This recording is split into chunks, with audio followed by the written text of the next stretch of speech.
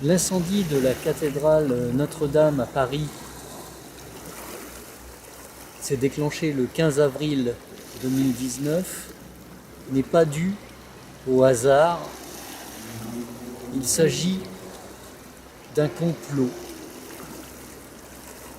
qui est relié à la Pâque, c'est-à-dire aux fêtes de Pâques, et relié aussi à ceux qui nous dominent à l'heure actuelle, qui cherchent du moins à nous dominer, afin que nous n'incarnions pas le Christ cosmique à l'intérieur de soi, inscrit comme dispositif entre nos glandes.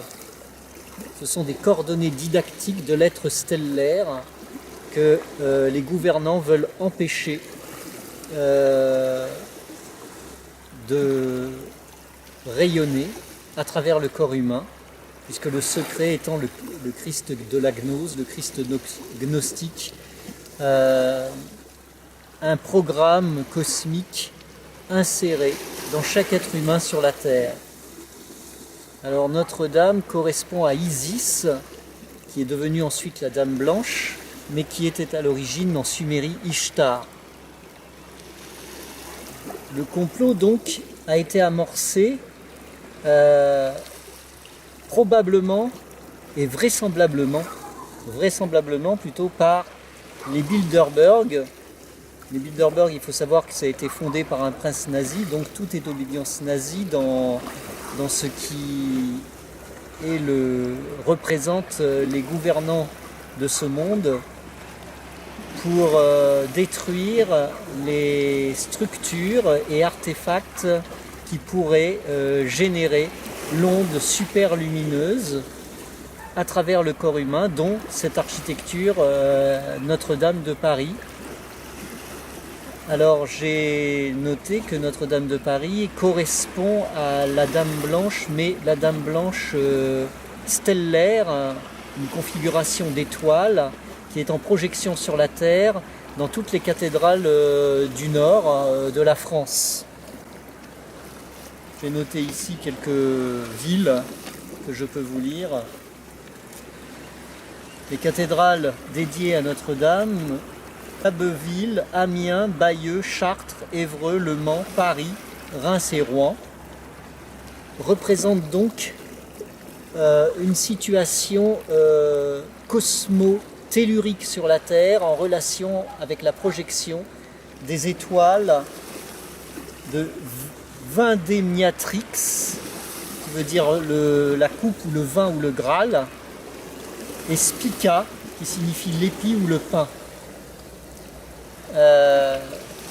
C'est ce que nous représentons spirituellement sur la Terre, c'est-à-dire le pain de vie, le Christ cosmique, le Christ de la gnose inscrit dans un circuit imprimé à l'intérieur du corps humain et qui doit s'éveiller à un certain moment, c'est-à-dire cette période, justement, dans cette période dite d'apocalypse, de révélation, et non de chaos à l'extérieur de la Terre pour faire peur aux êtres humains, pour empêcher leur Christ cosmique d'exister.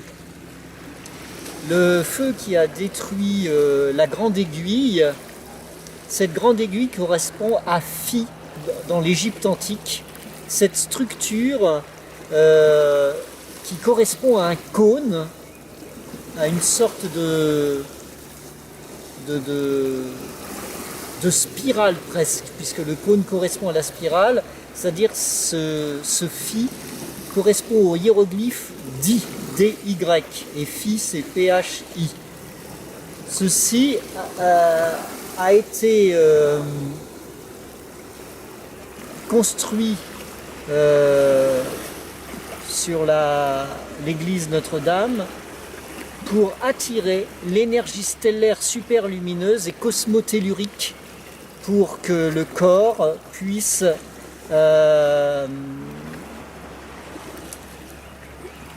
contenir et rayonner la connaissance stellaire menant à l'antigravité.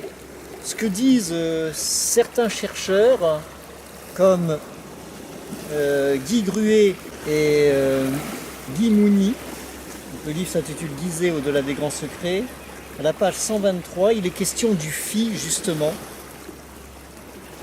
Et ces deux auteurs nous disent ceci,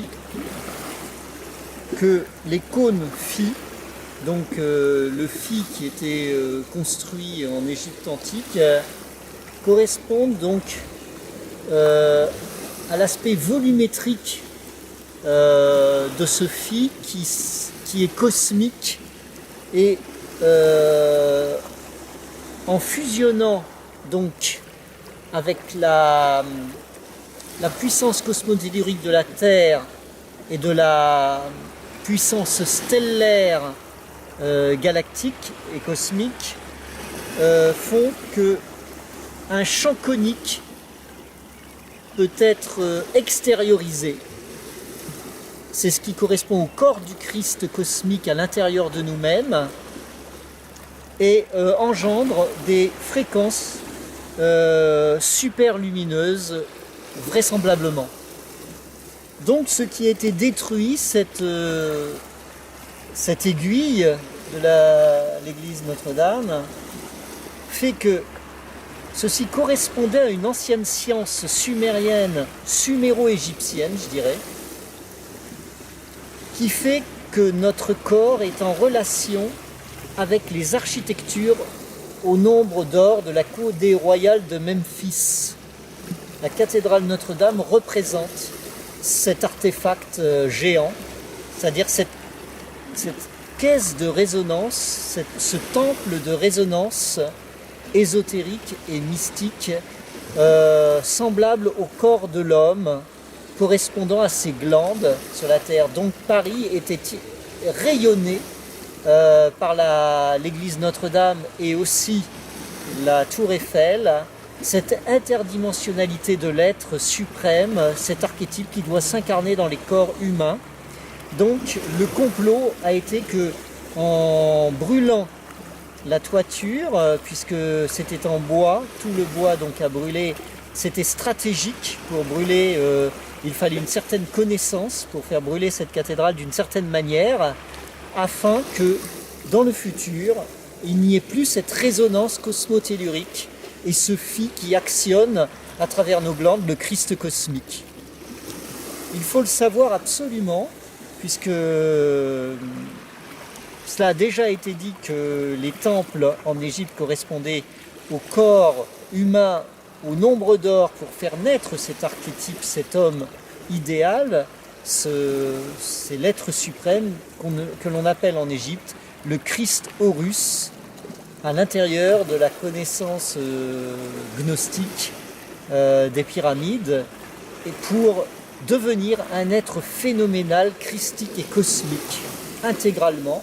Il s'agit de la mémoire du monde au niveau stellaire et interstellaire, au niveau galactique, pour incarner sur la Terre le Christ Horus, c'est-à-dire le KRST Horus, qui est le véritable phénix.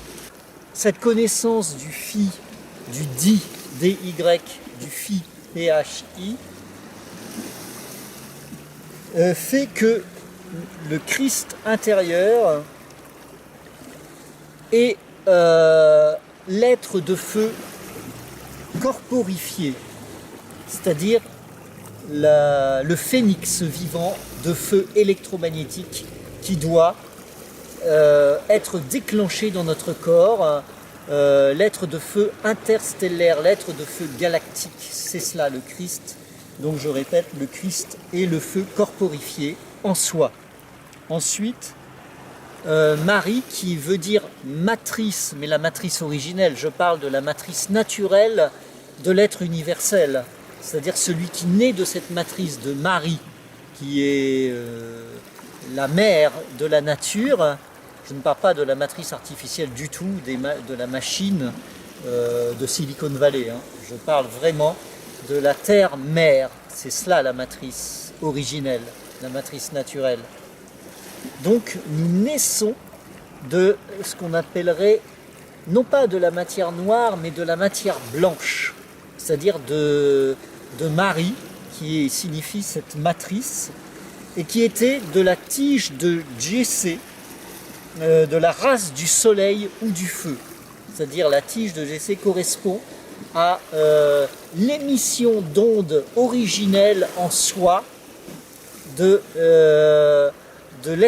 l'être solaire et stellaire et l'être de feu qui est le vrai phénix, vivant, qui régénère tout dans la matière. Donc il faut bien comprendre pourquoi, ici, lorsque nous nous incarnons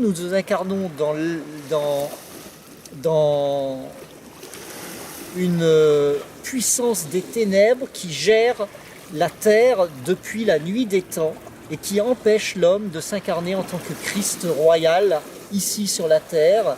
Il s'agit donc du loup, ce qu'ont incarné les nazis. Ce que nous apprenons au lycée est une fausse connaissance. Lycée vient de lycaon qui veut dire loup.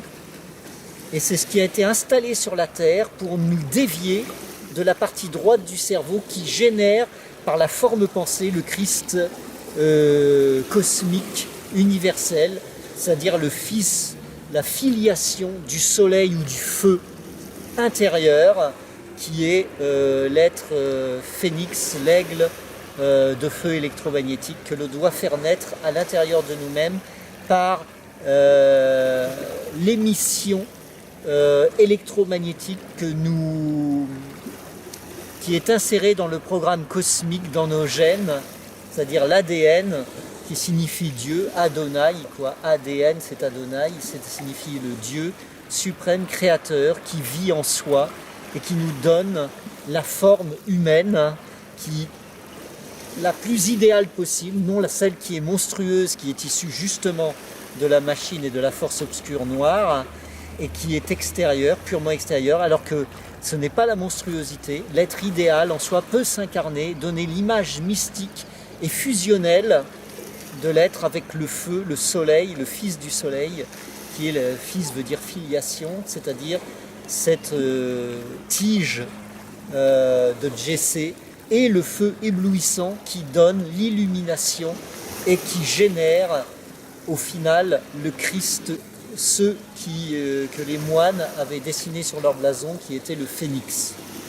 Donc les moines de l'abbaye de Grimbergen connaissaient par la gnose en eux-mêmes, connaissaient ce qu'il fallait incarner en tant que Christ phénix ou Christorus. C'était une science ancienne égyptienne, non même pas israélienne.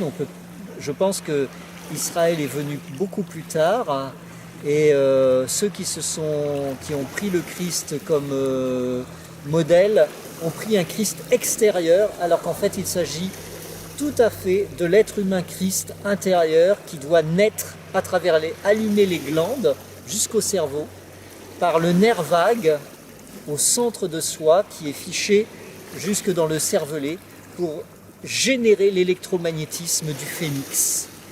C'est cela notre véritable image, l'oiseau de feu phénix, que l'on voit d'ailleurs dans le X-Men, Jean, qui est auprès du professeur X et qui crée la télékinésie, devient à un moment donné, comme je l'ai dit plusieurs fois, elle dit tout à coup « je suis le phénix », comme chaque être humain devrait le dire.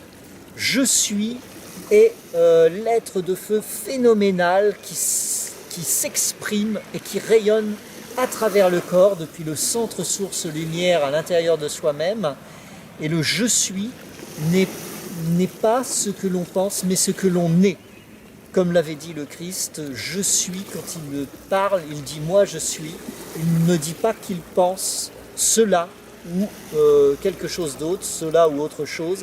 Il dit je suis, moi je suis. C'est l'ordre incarné, que la lumière soit, qui est le feu, c'est-à-dire la tige de Jessé, le feu solaire en soi, que l'on doit maîtriser à travers nos glandes, à travers notre corps, et la pure émotion et la pure longueur d'onde électromagnétique de ce Christ Horus en soi, que l'on doit incarner au niveau de l'idéal ésotérique et mystique.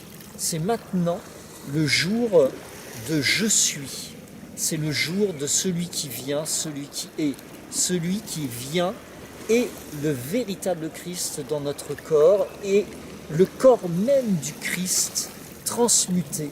Le corps physique est transmuté et devient le pain de vie. C'est cela ce qui est Spica dans la constellation de la Vierge. Spica est l'étoile du pain de vie et Vindemiatrix est l'étoile qui signifie ce qui contient, c'est-à-dire ce que le corps contient, le Graal, c'est-à-dire la coupe. Voilà la vérité que nous cache le Vatican. En donnant des symboles, il nous fait penser à un Christ extérieur pour qu'on ait les adultes, les archiprêtres, alors qu'en fait, ils ne sont pas prêts de devenir ces Christs, ni même les gouvernements de ce monde.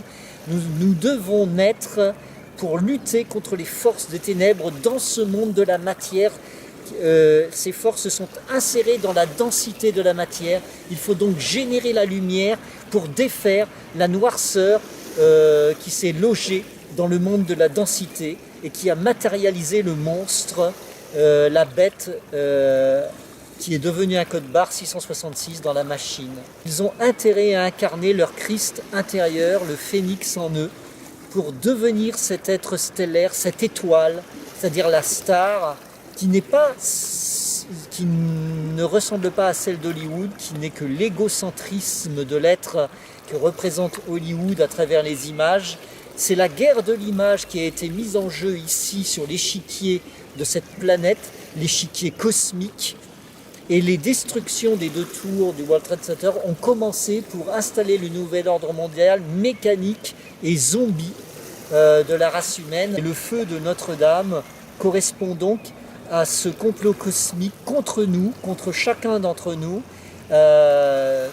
pour ensuite reconstruire une Notre-Dame qui ne sera pas avec le bois datant de plusieurs siècles, mais avec le béton, c'est-à-dire que cette Notre-Dame future n'aura pas la vibration cosmotellurique de l'énergie stellaire du Christ Horus ou du Christ cosmique, du Christ phénix.